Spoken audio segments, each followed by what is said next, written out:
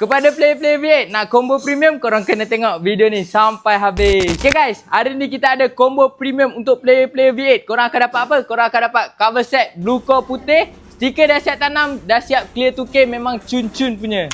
Okay, tak lupa juga kita bagi inner original HLY, dah siap clear 2K guys. Fitting dia memang cun-cun untuk kalau korang pakai dengan cover set ni.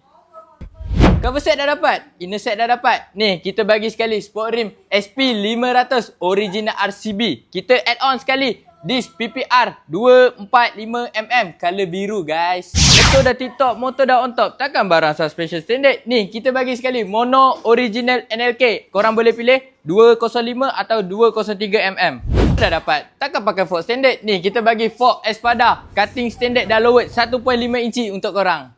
Motor dah lawa, takkan pakai brake system standard. Ni, kita bagi Brembo original P34. Kita bagi sekali master pump belakang RCB original dengan master pump atas Superfly original guys. Barang yang kita add on untuk korang, kita add on chain adjuster full CNC. Kita add on step udang color biru dengan hose Magic Boy. Tak lupa juga kita bagi hub sprocket dengan sprocket guide untuk korang.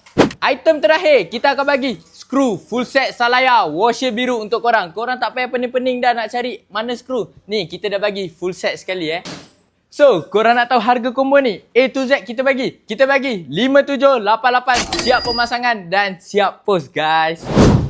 Korang berminat dengan combo ni? Korang boleh walk in saja kedai kita. Yang jauh boleh beli secara online. Jangan lupa like, follow, comment and share. Korang nak tengok combo apa pula lepas ni? Korang boleh komen. Ciao.